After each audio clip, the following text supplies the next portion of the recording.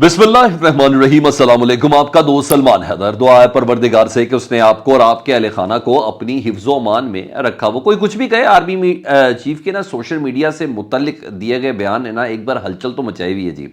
और जिस हिसाब से इसको कहा, शैतानी मीडिया से ताबीर किया, उसकी डिटेल्स मैंने भी आगे चल के आपको बतानी है कि किस एस्पेक्ट पे ये बात चल रही थी। और इसका मतलब है सोशल मीडिया आज भी चैलेंज है। इससे पहले ये फिफ्थ जनरेशन वॉर को लेके general Asif Ghafoor DGI SPR उन्होंने काफ़ी काम किया था। यानी चैलेंजेस कम नहीं कर सके, बढ़े हैं ये सोशल मीडिया की वजह से। इसकी कुछ डिटेल्स हैं, वो मैंने डेफिनेटली आपको चल के बतानी है।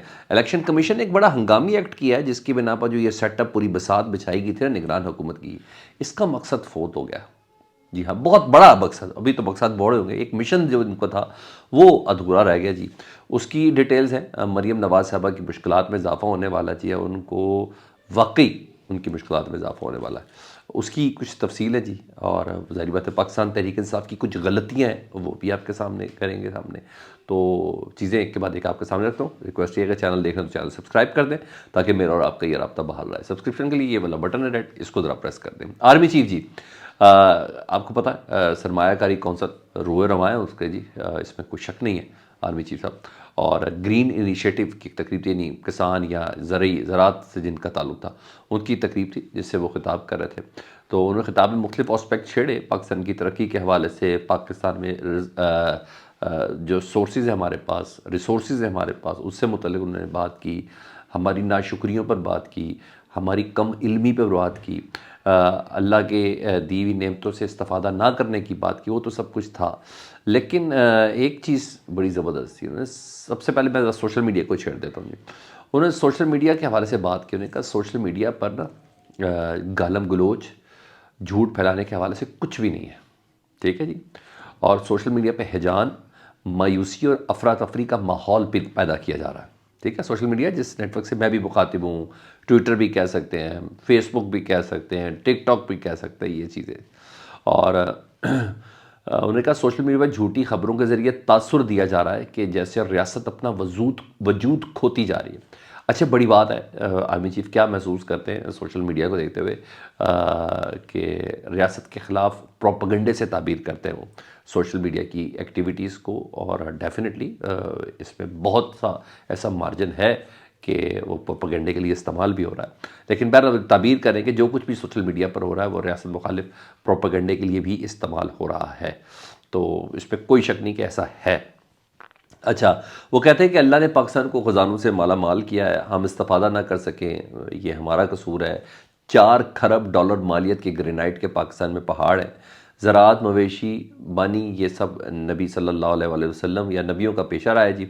और दुनिया में 2 ही रियासतें, एक रियासत तैयबा और दूसरी रियासत पाकिस्तान, ये कलमे के नाम पर बनी है, ये महज इत्तफ़ाक़ नहीं है। और हमारी प्रॉब्लम्स की एक बहुत बड़ी वजह यह है कि हमने ईमान, इत्तेहाद और तंजीम को भुला दिया है, इस वजह से पीछे रह गए। बहरहाल बकौल हसन अयूब साहब के शैतानी मीडिया से ताबीर किया जी आर्मी चीफ साहब ने। उन्होंने कहा ये अफवाहें और मायूसी फैलाई जाती है, जिस चीज़ से दीन ने मना किया है सोशल मीडिया पे वो किया जाता है।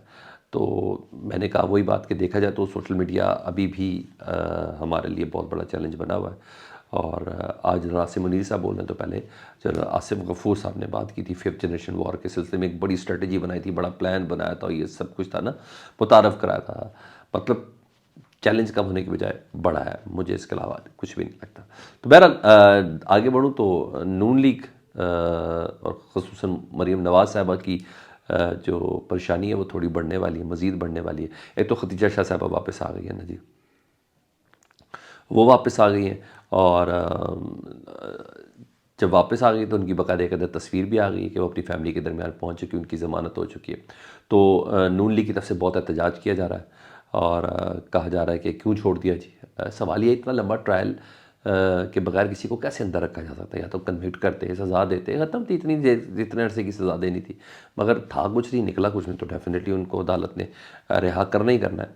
तो बहरहाल यहाँ तो ये हो गया। सनम जावेद साहबा के हवाले से भी है कि वो भी अनकरीब रिहा हो जाएंगी, क्योंकि उनकी ज़मानत की जो कागजात थे वो जस्टिस अली बाकर नचवी साहब, उनकी तरफ वो केस लगा हुआ था जिस पर DC ने उनको نظر بند کیا ہوا تھا ڈی سی جو اس وقت آر او بھی ہے نا، لاہور کی آر او بھی وہی ہیں، یہ وہی ہیں جن کے پاس صنم جاوید صاحبہ کے کاغذ ہیں، ٹھیک ہے، کاغذات نامزدگی ان کے جمع ہوئے ہیں، انہوں نے ان کو نظر بندی کا آرڈر دیا تھا، تو عدالت کے سامنے انہوں نے آج نظر بندی واپس لے لی، تو لیکن وہ رہائی اس وجہ سے نہیں ہو سکی کیونکہ ابھی ان کا معاملہ ہے کہ دہشت گردی کا جو مقدمہ ہے اس کی روبکار ابھی تک پیش نہیں سکی، ایک آدھ دن میں خیر وہ روبکار بھی پیش ہو جائے گی، لیکن میں نے مریم نواز صاحبہ کے لیے اس لیے مشکل ہے کیونکہ مریم نواز صاحبہ کے مد مقابل یہ حلقہ این 119 سے لڑی ہے، تو مریم نواز صاحبہ نے تو ایک آدھ بار اس حلقے میں جانا ہے نا تقریر کرنے، تو یہ تو روز ہی ادھر ہوں گی، اور آپ کو زبان کا بڑے اچھے سے پتہ، اور سپیچ لیس کر دیتی صنم جاوید صاحبہ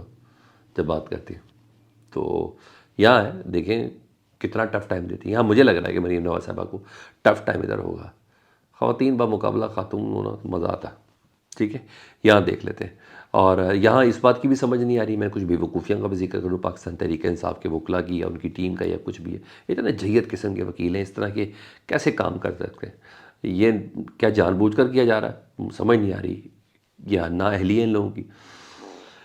عمران خان صاحب کا حلقہ ایک ہو گیا، اب یہ این اے 120 لطیف کھوسا صاحب کا، جی ہاں وہ حلقہ جہاں وہ کھڑے ہوئے ہیں، جی تجویز کنندہ جو ہے نا وہ بھی اس متعلقہ حلقے سے نہیں ہے، تو یہ تو اصول ہے کہ تجویز کنندہ کا اس حلقے سے ہونا ضروری ہے، مطلب یا کاغذات نامزدگی مسترد ہو سکتے ہیں، یعنی عمران خان صاحب کا بھی ہو گیا، یہاں بھی ہو گیا، اوپر سے ان کے صاحبزادے خرم لطیف کھوسا صاحب ان کا بھی یہی معاملہ ہے، تو اتنی بڑی بیوقوفیاں کیسے ہو سکتی ہے؟ تجویز کنندہ کا شناختی کارڈ دیکھا جاتا ہے، ووٹ دیکھا جاتا ہے، ایک ایک سمپل میسیجز کے اوپر تو الیکشن کمیشن بھیج دیتا کہ کس کا ووٹ کدھر ہے، لیکن بہرحال یار مزہ نہیں آیا، اتنے بڑے بڑے معاملات ہی حل کر رہے ہیں اور کیسی بیوقوف قسم کی یہ حرکتیں کی جا رہی ہیں۔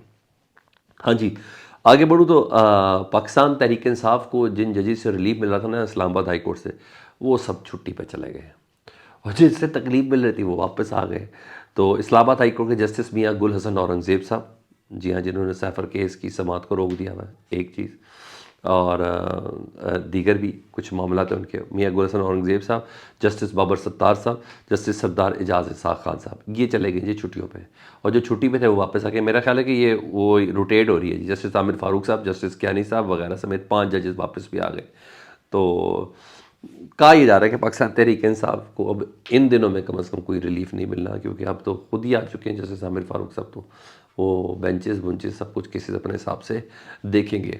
ہاں کچھ قانون سازیاں کرائی گئی تھیں، اور پی ڈی ایم کی حکومت نے جاتے جاتے کہ نگران حکومت کو اسٹرینتھ کرنا، جس طرح کی ان کو گائیڈ لائن دی تھی انہوں نے وہی قانون سازی کی تھی، اور شاید ہی غیر ضروری تھی، لیکن پتہ چلا جائے کہ ایک دن میں 50 60 قانون سازیاں ہو رہی ہیں، تو کہا جاتا ہے کہ کیوں ایسے اختیارات دیے جا رہے ہیں، تو کسی نے ہمیں کہہ دیا کہ جی آئی ایم ایف کی کنٹینیوٹی ریکوائرڈ ہے، نہیں وہ جو اصل چیزیں ہمیں سمجھ میں آ گئی تھی وہ یہی تھی، اور کچھ غیر معمولی اختیارات دینے تھے نگران حکومت کو، اور اس کا مقصد بھی یہی تھا کہ نجکاری کرنی ہے یا نجکاری کروائی جائے، یہ بیسکلی تھا۔ اب ظاہری بات ہے یہ نجکاری والے معاملات کم از کم میرا نہیں خیال ہے نمار الحق کاکڑ صاحب کی سوچ ہوگی، میرا نہیں خیال ہے، تو ڈیفینیٹلی جن کی سوچ تھی اور وہ پورا ہوتا وہ اب نظر نہیں آ رہا، کیونکہ الیکشن کمیشن نے نگران حکومت کو پی آئی اے سمیت دیگر بڑے سرکاری اداروں کی نجکاری سے روک دیا، جی ہاں، حالانکہ فواد حسن فواد صاحب کو رکھا اس لیے گیا تھا اور ان کو ٹاسک ہی یہ ملا ہوا تھا، اور یہ اطلاع تھی کہ 2-4 روز میں وہ کوئی بڑا فروٹفل ایک پیکیج دینے بھی جا رہے ہیں پاکستان کی پی آئی اے سمیت دیگر بڑے اداروں کے حوالے سے، تو اعلان ہونے جا رہا ہے، بہرحال یہ تھی، اور میرا خیال ہے کہ الیکشن کمیشن نے بلاول صاحب کی سن لی ہے، کہ بلاول صاحب بھی 2 دن سے کہہ رہے تھے نا کہ نون لیگ نجکاری کر نہیں رہی، پی آئی اے کی نجکاری کر نہیں رہی، پی آئی اے خرید رہی ہے، میرا خیال ہے وہ اثر کر گیا، اور یہ بہت بڑا ٹارگٹ تھا، بہت بڑا مشن تھا نگران حکومت سے، جو بیچ میں آ کے رک گیا۔ فیڈ بیک سے متعلق ضرور آگاہ کریں، اپنا بہت خیال رکھیں، اللہم صلی علی محمد و آل محمد۔